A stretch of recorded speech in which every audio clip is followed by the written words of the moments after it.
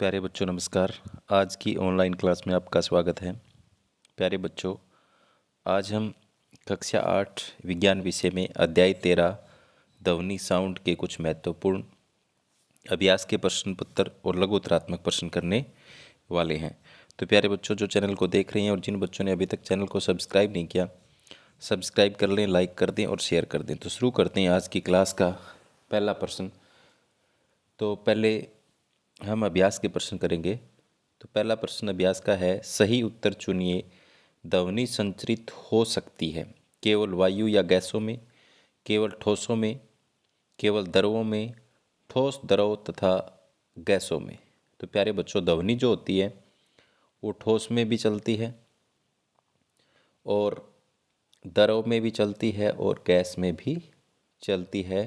तो इसका option number कौन सा हो जाएगा? चौथा, ठोस द्रव और गैसों में। हाँ प्यारे बच्चों, निर्वात जो होता है उसमें ध्वनि नहीं चलती। ध्वनि को चलने के लिए माध्यम की आवश्यकता होती है।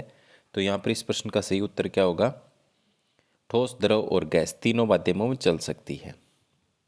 आगे, निम्न में किस वाक ध्वनि की आवृत्ति न्यूनतम होने की संभावना है? निम्न में से किस वाक ध्वनि की आवृत्ति न्यूनतम होने की संभावना है? छोटी लड़की की, छोटे लड़के की, पुरुष की, महिला की। तो प्यारे बच्चों, मैं आपको बता देता हूँ, जो आवृत्ति जो होगी वो किसकी अधिक होगी? पुरुषों की अधिक होगी। ऑप्शन नंबर 3 की। क्यों अधिक होती है? पुरुषों के जो वाक तंतु है उसकी लंबाई 20 mm होती है, ज़्यादा होती है, जिसके कारण से उसका आयाम ज़्यादा होता है। आयाम ज़्यादा होता है तो उसकी आवृत्ति क्या होगी? कम होगी। तो यहाँ पर ऑप्शन नंबर 3 इसका सही हो जाएगा। आगे चलते हैं नेक्स्ट। निम्नलिखित कथनों में सही कथन के आगे टी तथा गलत कथन के आगे एफ पर निशान लगाना है। ध्वनि निर्वात में संचरित नहीं हो सकती। तो प्यारे बच्चों, मैंने बताया ध्वनि को एक जगह से दूसरी जगह तक जाने के लिए किसकी आवश्यकता होती है? माध्यम की। तो ध्वनि निर्वात में संचरित नहीं हो सकती। सही बात कर रहा है तो टी हो जाएगा। इसके आगे क्या हो जाएगा? टी। आगे चलते हैं। किसी कंपित वस्तु के प्रति सेकंड होने वाले दोलनों की संख्या को इसका आवर्तकाल कहा जाता है। इसे आवर्तकाल नहीं कहा जाता प्यारे बच्चों, इसे आवर्ती कहा जाता है। तो ये क्या हो जाएगा? फॉल्स हो जाएगा। इसके आगे क्या लिखेंगे? एफ। यदि कंपन का आयाम अधिक है तो ध्वनि क्या होगी? कंपन का आयाम अधिक है तो ध्वनि क्या होगी? मंद होगी। तो देखिए ध्वनि क्या होगी, ये आपके सामने इसका मैं कर देता हूँ। यदि कंपन का आयाम अधिक है तो ध्वनि क्या होगी? जैसे पुरुष बोलता है, क्या ध्वनि मंद होती है? प्रबल होती है। आयाम जिसका ज़्यादा, ध्वनि क्या होती है? प्रबल होती है। इसने मंद बोल रखा है तो क्या हो जाएगा? फाल्स। मानव कानों के लिए श्रव्यता का प्रयास 20 हर्ट्ज से 20,000 हर्ट्ज के बीच होता है। तो ये सत्य है।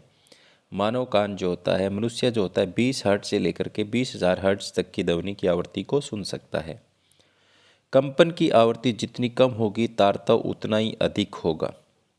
कंपन की आवृत्ति जितनी कम होगी तारतव उतना ही अधिक होगा। ये असत्य है। कंपन की आवृत्ति जितनी कम होगी तारतव उतना ही कम होगा। तो जो अड़ है ये भी क्या दे रखा है? आपका गलत दे रखा है। इसके आगे भी क्या आएगा? फाल्स आएगा। अवांछित या अप्रिय ध्वनि को संगीत कहते हैं। तो संगीत कहते हैं क्या? उसे तो शोर कहते हैं। तो ये भी गलत दे रखा है तो एफ आएगा इसके आगे। शोर प्रदूषण आंशिक प्रदूषण असक्तता उत्पन्न कर सकता है। बिल्कुल सही बात है। शोर प्रदूषण से आंशिक श्रवण यानी सुनने की क्षमता में कमी आ सकती है, असक्तता उत्पन्न कर सकता है। तो ये ट्रू है। इसके आगे टी लिखा जाएगा। तो ये सत्य असत्य वाले थे, जो आपके सेट के एग्जाम में भी इस तरह के क्वेश्चंस पूछे जाते हैं। आगे चलते हैं। उचित शब्दों द्वारा रिक्त स्थानों की पूर्ति कीजिए। किसी वस्तु द्वारा एक दोलन को पूरा करने में लगे समय को क्या कहा जाता है? उसका आवर्तकाल कहा जाता है। तो इसमें क्या आएगा? आवर्तकाल। इसमें भर देंगे हम आवर्तकाल। प्रबलता कंपन के आयाम से निर्धारित की जाती है। किससे निर्धारित की जाती है? आयाम से। आगे है, आवर्ती का मात्रक क्या होता है? तो प्यारे बच्चों, आवर्ती का मात्रक होता है हर्ट्ज। क्या होता है? जिसको HZ से लिखा जाता है। अवांछित ध्वनि को क्या कहते हैं? तो इस खाली स्थान में क्या आएगा प्यारे बच्चों? शोर। क्या कहेंगे उसे?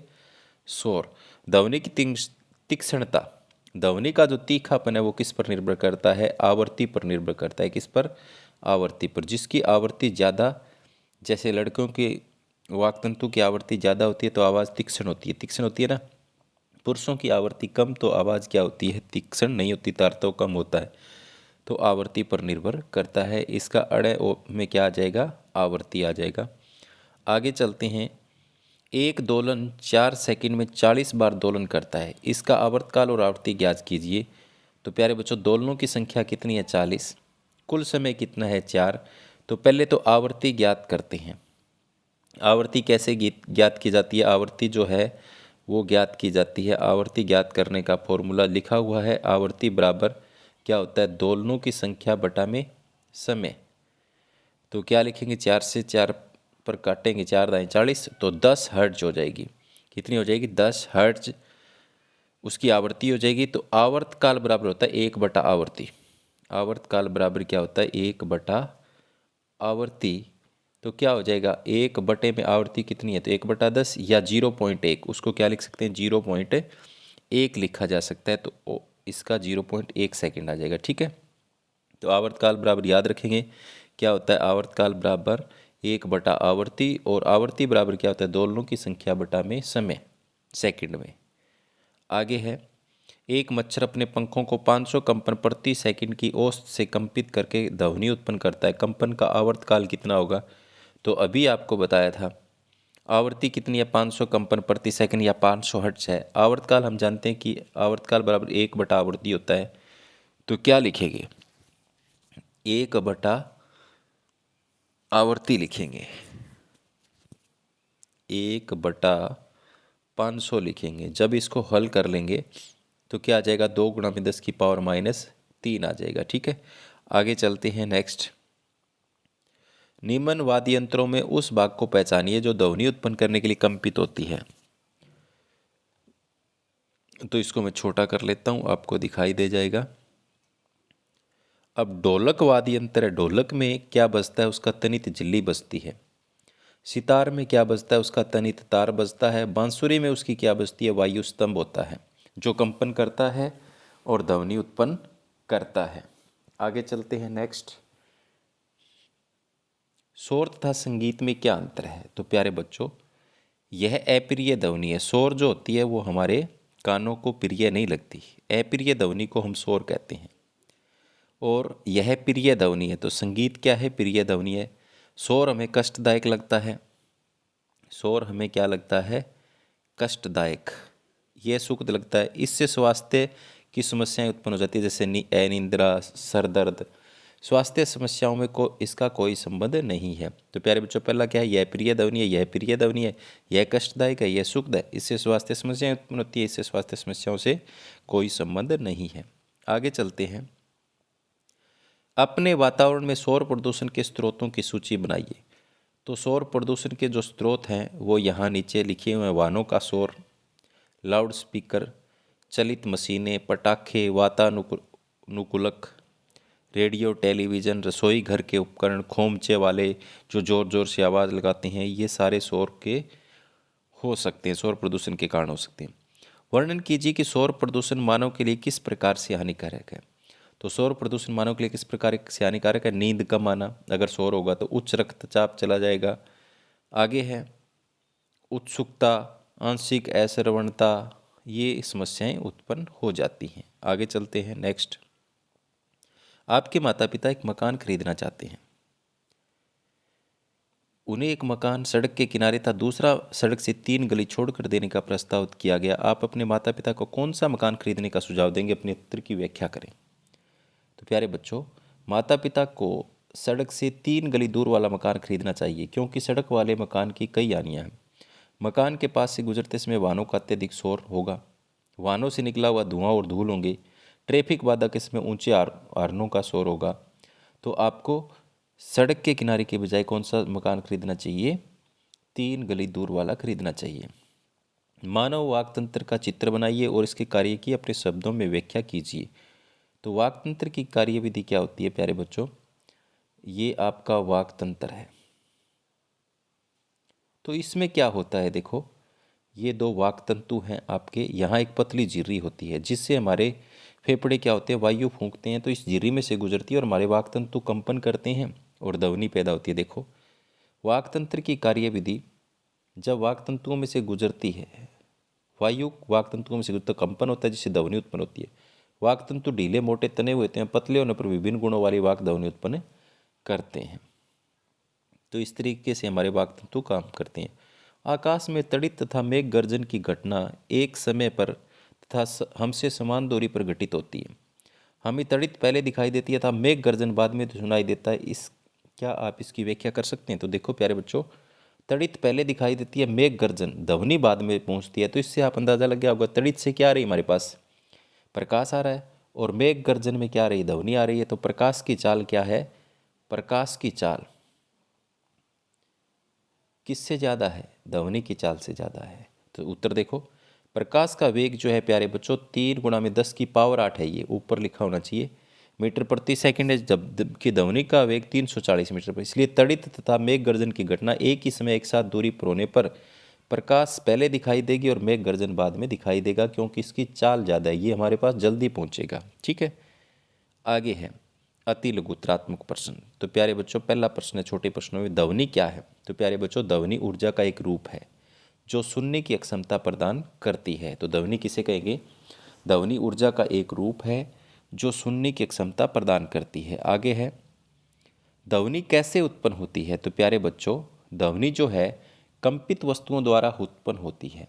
कंपायमान वस्तु से क्या पैदा होती है, ध्वनि पैदा होती है। आगे क्या ध्वनि निर्वात में संचारित हो सकती है, होगी नहीं, इसे संचारित होने के लिए माध्यम चाहिए। माध्यम कैसा भी हो सकता है, ठोस, द्रव और गैस। निर्वात में ये नहीं चलती। जैसे चंद्रमा पर अगर हम जाएं, चंद्रमा पर क्या है, निर्वात है, तो वहाँ पर हम जोर जोर से भी घंटी बजाएं तो हमें सुनाई नहीं देती। तो इसका आंसर क्या हो जाएगा, नहीं, इसे संचरित होने के लिए किसकी आवश्यकता है, माध्यम की आवश्यकता है। क्या ध्वनि गैसों में संचरित होती है? बिल्कुल होती है, माध्यम चाहिए, माध्यम कौन सा भी हो। क्या ध्वनि द्रवों में भी संचरित होती है? बिल्कुल होती है, हाँ। क्या ध्वनि ठोसों में संचरित होती है? बिल्कुल होती है, हाँ। ध्वनि की तीव्रता किन कारकों पर निर्भर करती है? तो प्यारे बच्चों ध्वनि की तीव्रता कंपित वस्तु के आयाम पर निर्भर करती है। ध्वनि की तीव्रता यानी प्रबल होगी या मंद, प्रबल होगी या मंद, ये किस पर निर्भर करती है, ध्वनि की तीव्रता आयाम पर। ठीक है, जिसका आयाम ज़्यादा उसकी ध्वनि प्रबल, जिसका आयाम कम उसकी ध्वनि मंद। आगे है यदि एक वस्तु 1 सेकंड में 10 दोलन तय करती है तो उसकी आवृत्ति कितनी है? सीधी सी बात है, ऊपर 10 नीचे समय, तो 10 हर्ट्ज ही हो जाएगी, 10 हर्ट्ज, यानी उत्तर 10 हर्ट्ज। ध्वनि लकड़ी या जल किस में तेज चलती है? तो प्यारे बच्चों ठोसों में ध्वनि द्रवों की अपेक्षा तेज चलती है, इसलिए लकड़ी में ध्वनि अधिक तेज चलेगी। तो मैं आपको क्रम बता देता हूँ, ठोस में सबसे ज़्यादा ध्वनि चलती है तेज, और उसके बाद द्रव में, और उसके बाद गैस में। तो आप देख सकते हो रेल की पटरी के ऊपर कान लगाकर अगर सुने तो रेलगाड़ी की जो आने की ध्वनि है वो पहले दूर से ही हमें सुनाई देने लग जाती है। आगे चलते हैं, ध्वनि उत्पन्न होती है जब वस्तुएं क्या करती है? उत्तर होगा ध्वनि उत्पन्न होती है जब वस्तुएं कंपन करती हैं। आगे 1 सेकंड में दोलनों की संख्या कहलाती है। तो 1 सेकंड में दोलनों की संख्या को आवर्ती कहा जाता है। क्या कहा जाता है? आवर्ती। हमारे कर्ण ध्वनि की उस आवृत्ति को ग्रहण करते हैं जो 20 हर्ट्ज से अधिक हो और 20,000 से क्या हो, 20,000 से कम हो। यानी हमारी जो सुनने की क्षमता है 20 हर्ट्ज से अधिक और 20,000 से हर्ट्ज से कम आवृत्ति की ध्वनि की होती है। तो आगे मनुष्य शरीर के उस भाग का नाम बताओ जिसमें ध्वनि उत्पन्न होती है। तो वाक यंत्र या कंठ, या जिसको लैरिंक्स भी कहते हैं। ठीक है, आगे ध्वनि का कौन सा गुण विभिन्न ध्वनियों को पहचानने में सहायक है? तो ध्वनि के गुण जो विभिन्न ध्वनियों को पहचानने में सहायक है वो तारतव और तीक्ष्णता है। तावरतव और तीक्ष्णता है। मानव कानों के लिए सर्वे की आवृत्ति का प्रास क्या है? तो 20 से 20,000 हर्ट्ज के बीच होता है। 20 से कम वाली असर्वे ध्वनि होती है और 20,000 से ऊपर वाली प्रासर्वे ध्वनि होती है जो हम नहीं सुन सकते। तारतव को परिभाषित कैसे करते हैं? तारतव कंपन की ध्वनि के तारतव का माप है। तारतव कंपन की आवृत्ति के ध्वनि का माप है। जिसकी कंपन अधिक, आवृत्ति अधिक, जिसका कंपन कम तो आवृत्ति भी कम और तारतव भी कम। किसी किसकी आवृत्ति थी? कोई भिनभिनाते मच्छर की अथवा गरजते शेर की? भिनभिनाते मच्छर की ध्वनि की आवृत्ति शेर के गरजने की आवृत्ति से अधिक है।